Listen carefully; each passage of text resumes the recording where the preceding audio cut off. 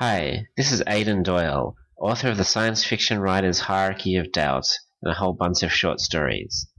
You're listening to Cast of Wonders, an Escape Artists podcast. This is Cast of Wonders, the young adult fiction podcast featuring stories of the fantastic. Welcome! Episode 280 for November 5th, 2017. We present Strong as Stone by Effie Seidenberg, originally published in the Monsters and Masks issue of View magazine in October 2013. Effie Seidenberg is a fantasy and science fiction writer. Her stories can be found in the Women Destroy Science Fiction special edition of Lightspeed magazine, Galaxy's Edge, Analog, and Fireside Fiction, among others, as well as both at Podcastle and Escape Pod. Effie lives in San Francisco. She likes to make sculpted cakes and bad puns. You can follow her on Twitter at Effies or read more of her work at effieseidenberg.com, which we'll link for you in the show notes. The story's narrated by Eliza Chan. Eliza is a Scottish-Chinese writer published in Fantasy Magazine, Fox Spirit's Asian Monsters, Persistent Visions, and Matilda Review. She writes about East Asian mythology, British folklore, and mad women in the attic, but preferably all three at once. This is her first time as a narrator on a podcast, and she hopes it won't be her last. We'll have links to her webpage and Twitter account in the show notes. And now, we've a tale to tell.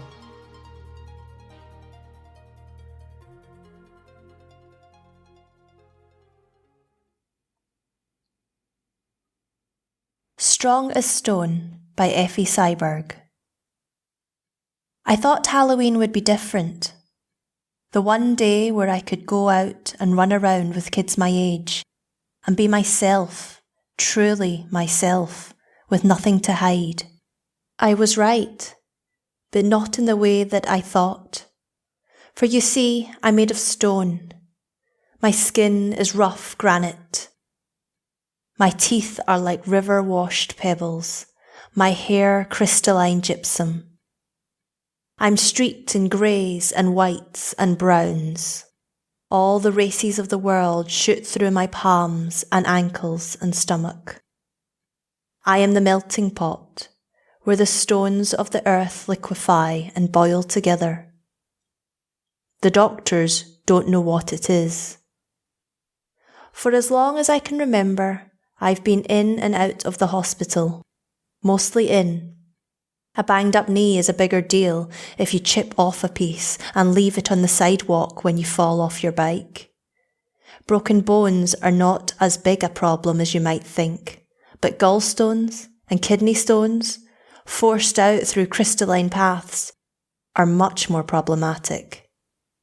It's hard for doctors to treat me when their needles break on my skin. My parents tell me I need to be as strong as the rocks I'm made of. Little girls need to be strong to deal with the whole wide world. And look how strong I am already, they say, when they see me crush a Coke can with one stony hand. But they protect me from the world. It's nasty out there, they say. People don't understand someone who's different.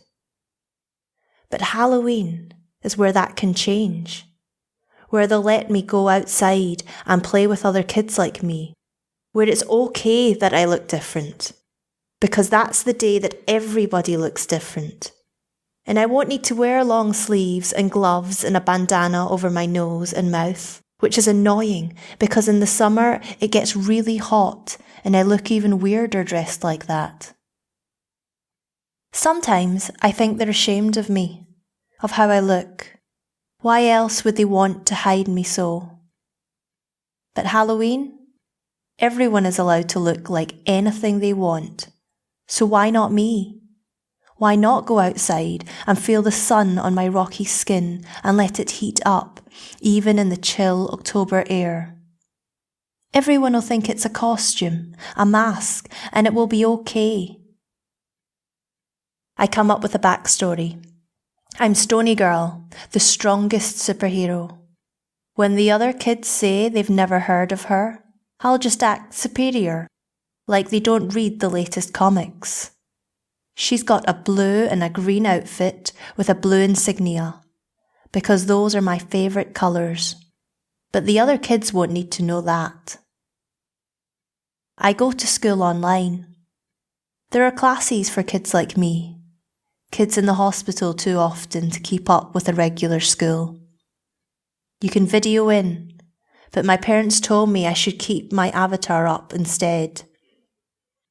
Just because the other kids may have a tangle of tubes coming out of them doesn't mean they too won't be cruel. They were right. One girl videoed in with burns on half of her face, and the other kids laughed at her. They called her pizza face and half cheese, half pepperoni. She cried, the tears making her wince when they hit her raw red flesh. At least stone doesn't hurt like that. But even so, I've kept my avatar. This year, Halloween is on a Saturday. No school to video into with my costume, but there are block parties and parades and costume contests for everyone, and it'll all be outside. I've been working on my costume. A needle is hard to hold with fingers of stone. It slips out with a scrape, grating against my rough fingertips. I ask one of the nurses for a spare pair of rubber gloves, and those help keep the grip a bit. Thread is another issue, but the costume is done after a month of work. A green shirt, tank top where I can show my arms, with a big SG logo in blue, and a blue skirt. None of the newer superheroes have capes, so I don't add one. My parents are hesitant, but in the end they let me go. The neighbourhood around our house, I'm rarely there, the hospital's neighbourhood feels more familiar, has a Halloween potluck in the street. No running, they tell me, so I don't chip when I fall. Just be very, very careful, they tell me over and over. It's okay though.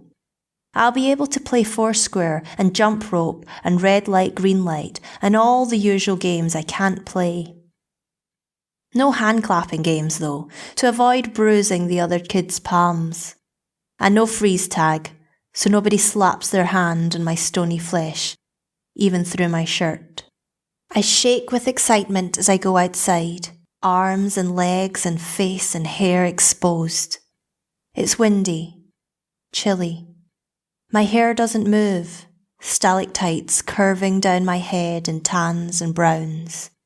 I lift my face to the cold October sun and feel the weak heat come down on me. I can feel dry leaves whip around my bare grey ankles. It's glorious. As I walk with my parents through to the cluster of neighbours, not my neighbours. My neighbours are the kid with liver cancer and the kid with scleroderma. These are my parents' neighbours. I see people point and stare. But everyone's pointing and staring at everyone as the costumes stream through, so it's okay.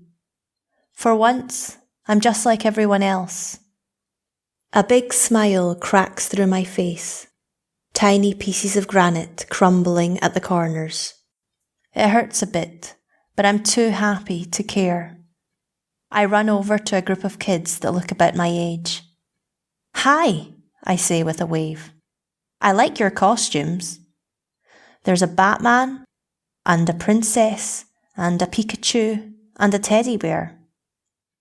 Who are you supposed to be? Says the kid dressed as Batman. His mask is too big for his face, and he chews the bottom of the nose piece. I'm glad I prepared for this.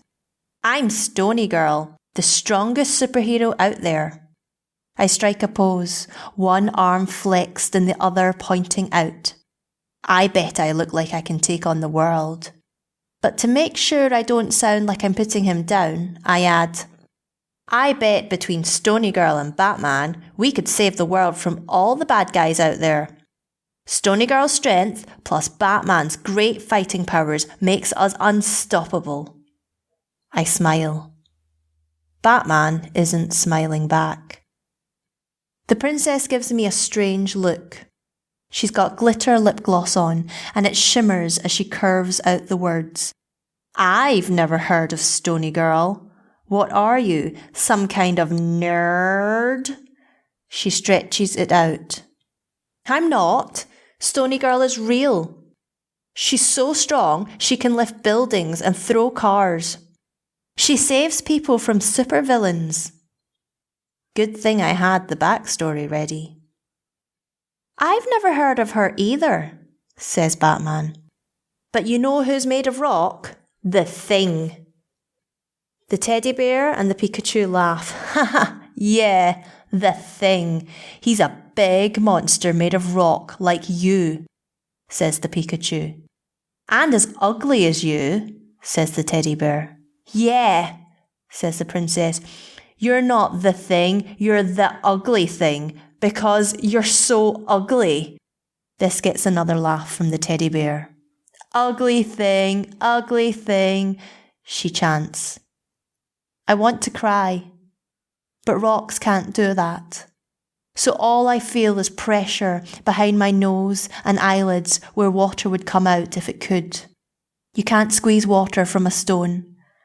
So the underground geyser has nowhere to go and the pressure builds up. Maybe these are just mean kids. I didn't want to be friends with mean kids anyway. I'm as strong as stone. I walk up to the table where all of the adults have brought their food. 2 identical plastic containers with vanilla and chocolate cupcakes with orange jimmies on top sit next to 3 identical plastic containers with pumpkin-shaped cookies. Looks like some of the adults go shopping at the same Safeway. I grab a cookie. Crunchy things feel better in my mouth. My teeth are good at grinding and snapping, but my stiff basalt tongue is not as good at poking into the crevices to lick out the frosting stuck between them. One of the mothers is there, arranging orange and black paper napkins next to orange and black plastic forks. She's put on cat ears and drawn whiskers on her face. Ooh, aren't you scary? She said. What kind of monster are you? The pain beneath my nose and eyelids grows. I'm not a monster. I'm a superhero. Why can't they see that? I clench my fists, crumbles of shale coming off my nails as they grind against my palms. Without a word, I run to the other side of the table, where I just barely manage to stop myself before I run into another one of the mothers. This one is in some sort of warrior costume, with a gold plastic breastpiece and a grey plastic sword strapped to her side. Oh no, she says in mock horror. A scary monster! Whatever will I do? She draws her plastic sword and makes a few swipes in the air. I bury my face in my hands, wishing the tears would come so at least the geyser could blow. Oh, honey, I'm sorry, she said, kneeling down. It was just a bit of fun. Here, you can play with my sword if you want. What are you supposed to be? Your makeup is just incredible. She's wearing too much eyeliner, and there are clumps at the end of her eyelashes. If that's what makeup makes you look like, I don't want it. I raise my face out of my hands. It's not makeup, I whisper. It's just me. They think I'm the monster. Even a superhero insignia can't make them look past my monstrous face. No, of course it's not makeup. She's playing along. Oh, you're just the scariest thing I've ever seen. I run back to my parents, past the crowd of kids who, when they see me, chant, the thing, uglier than anything. I can't even console myself with how pathetic their rhyme is. I guess it takes Halloween for the monster to come out. Look out, here she comes, run and hide or the ugly rock monster will get you. All they see is stone, and what's inside makes no difference. I could be the most beautiful geode in the world, with blue and purple and gold shimmering crystals inside, and they'd still laugh. Would they stop if I broke open and they could see what was inside? Or would even that not make a difference? I find my dad and bury myself in his pant leg. He reaches down to hug me, and I can feel him jolt back a bit when he feels the heat from my stony skin. He kneels down and cups my hot face in his hands. "Sweetie, I'm so sorry," he says. He gives me another hug, and as he moves his hands away from my face, I see they've gotten a little pink from the temperature. That's what happens when you can't cry. He turns to my mum and gives her a knowing look. "Come on, sweetheart," he says softly. "Let's take you back to the hospital." Within the week, it's back to the usual. Online classes, doctors taking skin samples, skin chips where they bore out with a diamond-tipped drill which itches as it whirls, pain in my stomach, doctors putting me in more machines that beep and buzz. I don't like it, but here at least I'm someone to take care of. Someone who poses an interesting problem. Someone who can speak up in a class where we learn about long division or the ecosystem, because my voice is not so gravelly to be distinguishable. My avatar is as good a mask as any. But the next day, I get a new neighbour. This kid's hands and feet and tongue burn with red-orange fire. The doctors have a hard time getting close enough to him, and he keeps burning through the bedclothes. Eventually, they bring in a metal gurney for him, and set it up like a bed, and dress him in aluminium foil. The metal glows to match the flames, but doesn't bend or drip. They bring in heavy, clumsy, heat-proof gloves that make them struggle with the needle for the IV. They say he's getting dehydrated, and no wonder. The IV quickly boils and bursts from the pressure, scalding water shooting everywhere. A few of the nurses shriek as it burns their skin. Eventually, they clean things up and leave. The boy is one more puzzle to be solved. He lies there, heat emanating from his side of the room. "Hi," I say. He turns over onto his side and looks at me. But his eyes don't do that giant jump, that sudden widening like a blob of silly putty splatting onto the ground when they see me. He looks me up and down, thinking. "I bet they call you the Thing," he says. I scrunch my lips together, hard enough that some bits of rock scrape together and crack. So he's going to be like that. Fine, he can go burn on his own. I wonder if you can tell someone who's on fire to go to hell. "They laugh at me too," he continues, flames jumping from his lips as he talks. "They call me the Human Torch, after the other guy in the Fantastic Four. It's not that bad though." I unpurse my lips. "Why's that?"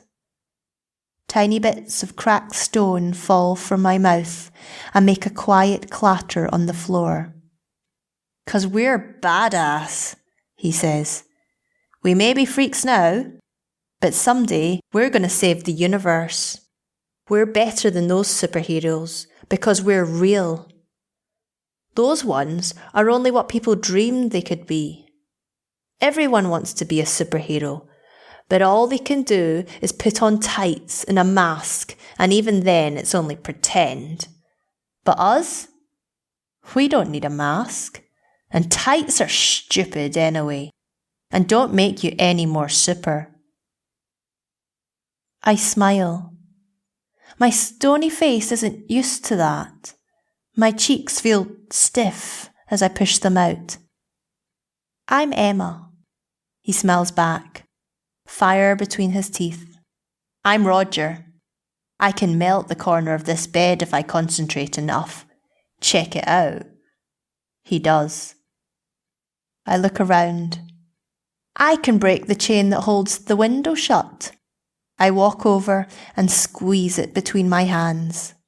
It's hard, but after a bit of work, I've made a thin spot in the metal.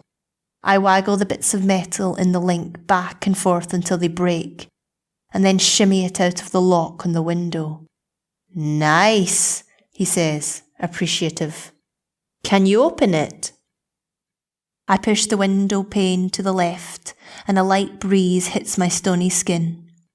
I catch my reflection in the glass. My cheeks sparkle a bit where the sun hits them. Prettier than any stupid princess's glitter lip gloss. My sparkle is real. I'm as strong as stone. And stone is beautiful.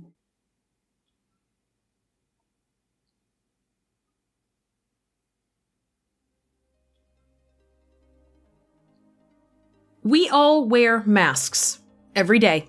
Whether it's forcing a smile on our faces to feign confidence during a difficult task, or wearing headphones on public transport to signal we don't want to be interacted with, we project an image to the world that serves our needs at that moment in time. Masks can help, and masks can hurt. Emma watched a fellow patient be ostracized for their courage to show their real face, and that incident led her to carefully select when she would interact with others in her real face, but she encountered the same assumptions and prejudices. Because you see, what a mask can't do is control others. Control is a seductive emotion, painting the illusion of being greater than it actually is. We can shape and project whatever we need to be when we need to be it, but that self-determination doesn't guarantee a result or dictate the actions of others or our environment. So wear your masks. Choose them with care. Change them as often as you need to. But remember, they're just a tool, as transitory as a designer's scarf for a pair of headphones. Use them. Don't become them. Join us next week for... He skipped ahead to the next song on his player and smiled. I'm sick of this, the time has come for me to move along, and you can all just miss me when I'm gone. Perfect exit music, as usual. Attention, Escape Artist listeners. Are you craving more epic adventures brought to you by your favorite authors? I am excited to announce Sword and Sonnet, a whole anthology featuring genre stories about women and non-binary battle poets. Lyrical, shimmery sonic slingers, grizzled, gritty poet punks, word nerds battling eldritch evil, and haiku-wielding heroines. Interested? Then during the month of November, grab your katana and don't forget your rhyming dictionary. Hop on over to Kickstarter and reserve yourself a copy today. Cast of Wonders relies on your donations to pay our authors, our staff, and our narrators, and to bring you the best in young adult audio fiction week after week. If you've enjoyed the story, please consider making a donation. Our shiny new website has links to Patreon and PayPal, as well as a few other options. Every single donation really makes a difference. You can donate once, or better yet, set up a reoccurring subscription every month or even every year. It's the easiest way out there to get a head start on your holiday shopping. You can share your appreciation for the story by leaving it and us a review on iTunes, Google Play, or wherever you get your podcasts. Please share it with your friends and family, and come discuss it with us on the EA Forum, forum.escapeartists.net. We're at Cast of Wonders on Twitter. Come and say hello. Cast of Wonders is a production of Escape Artists Incorporated and is brought to you by the creative team of assistant editors Danny Daly and Catherine Inskip. Our associate editors are Amy Brennan, Alexis Goebel, Andrew Kim, Aiken Patel, Susie Rodriguez, Muddy Schleider, Chris Tang, and Xander Simon. Audio production is by Jeremy Carter, and I remain, as always, your humble editor and host, Marguerite Kenner. Our episodes are released under the Creative Commons Attribution, Non-Commercial, No Derivatives license. That means you can listen, download, and share the episode any way you like, but you can't change it or sell it. Check our legal page for more details. Our theme music is Appeal to Heavens by Alexei Nov. It's available from Promo DJ or his Facebook page. Thanks for listening.